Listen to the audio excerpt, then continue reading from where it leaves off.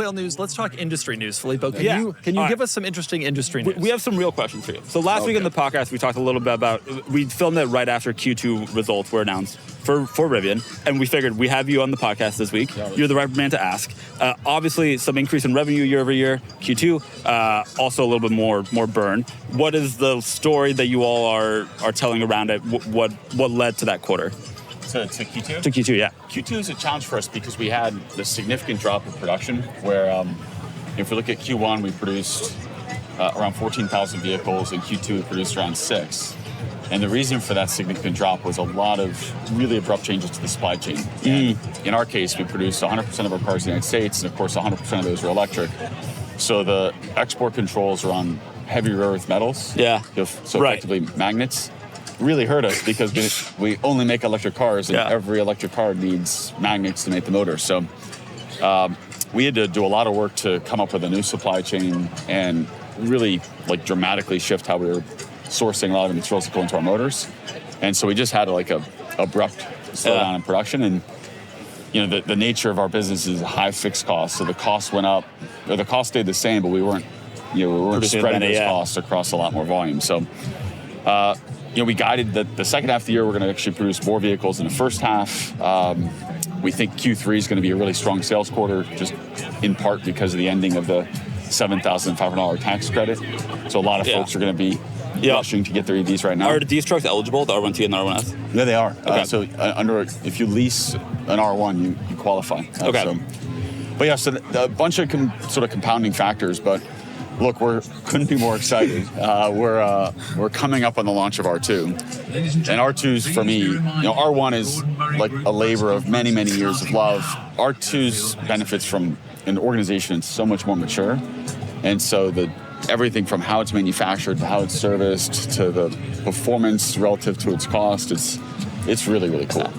I remember hearing, was reviewing the Q2 results, that you guys predict that tariffs will cost about $2,000 or $3,000 per vehicle you sell, which is wild. And I think we often think about tariffs as impacting cars that are imported, but as you said, they're all made in the U.S., but it's still a 3%, 5% to 5% impact depending on the model. That's notable. The other thing about auto is, these guys know so well, it's not, I think a lot of times we talk about tariffs and we sort of equate the economy to as if we're buying and selling t-shirts and coffee cups, really simple supply chains. These are really complex supply chains. So we buy, take our headlight, we buy that as an assembly from a U.S. manufacturer, and it comes, it's built in the U.S.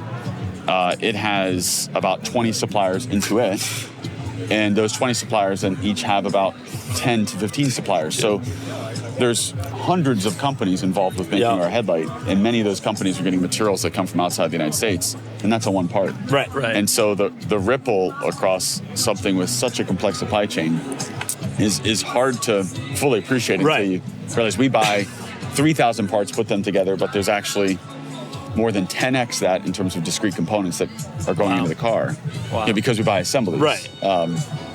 So it's, it does, despite the fact that we're very U.S.-centric and we're very vertically integrated, it still adds a few $1,000s in cost. One of the things that we struggle with is we care a lot about the market, we read a lot about the market, but we're not deep in it. And I feel like one of the hard parts is, from the outside, is how do you actually figure out what is tariff, what is not? There's a lot of changing rules, and I imagine as you're thinking about suppliers, you've tried to focus on, as every tech company did, do I move production to India instead of China? But now there's additional tariffs there. How have you been managing that? To your first question, is there better guidance? There's a daily stand-up meeting we have within Rivian that says what's changed in the last 24 hours, which I didn't anticipate having, but every 24 hours we review what has changed in terms of trade policy, tariffs, and so that informs what are we doing that day, that week to react. And then there's a longer term strategy that we're building, and some of these decisions are really hard. So take wiring harnesses, very labor intensive. Almost all of the wiring harnesses for cars built in the United States are manufactured in Mexico because of the much lower cost of labor. And because till about 4 months ago, that was and because we've had this long-standing, multi-decade North American free trade agreement. And so when that changed, everybody's like, wow, should we start building wiring harnesses in the United States? But then you don't want to invest a bunch of capital to build production capacity, then have the rules change again in a couple of years, and then have a really expensive wiring harness production line. Right. And so in many cases, there's decisions where we're essentially saying we're going to continue to source from a lower cost location and just pay the tariffs in the short term. Short term meaning next few years. Yeah. And then in some cases, we've made the decision to bring in to the United States. But these are hard trade-offs. Is the assumption that in a post-President Trump world, some of these things go away? Like, are you operating under that assumption generally that maybe you're not going to have to worry about this stuff soon, and so it's not worth that big investment for some of this stuff? Yeah, it's a good question. I'd say we actually have a live working memo, and there's a few categories in it. One is, what are the things we think are going to stay? Like, what are changes that are going to be sticky? And then what do we think is going to move around? So one of the things that we think is going to be persistently with us in terms of like the U.S. economy is trade policy that makes it very hard to do a lot of business with China. Sure. And so it's one of the few categories of topics where the left and the right agree. There's a very strong anti-China trade mentality. And so, of course, we're not building supply chains that have really any reliance or dependence on China.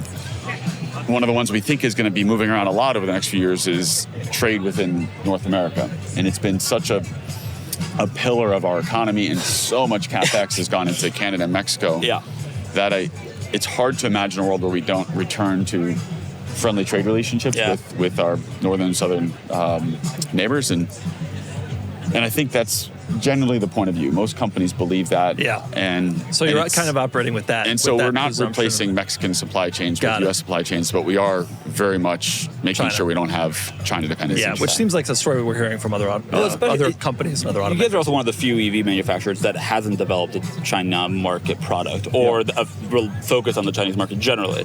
So we actually didn't have a lot of content out of China to start. And we'd done a lot of the sourcing activity in R2, and like a lot of the contracts being written in the summer of 2024. And it was pretty clear then. 6 months too soon. No, but even then you could say, like, regardless who wins this election, like, we're not going to go become really close buddies. The U.S. and China. Yeah. So we'd already made the decision to not really rely Never mind on that China. At the moment, tariffs are not that much more significant than they are in some other countries where you may have expected different. All right, we've got to talk about the shirts of the summer. True classic. You've probably seen them everywhere lately, and there's a reason. They nailed the perfect fit. Tailored where you want it, relaxed where you need it, not tight, not boxy, just right.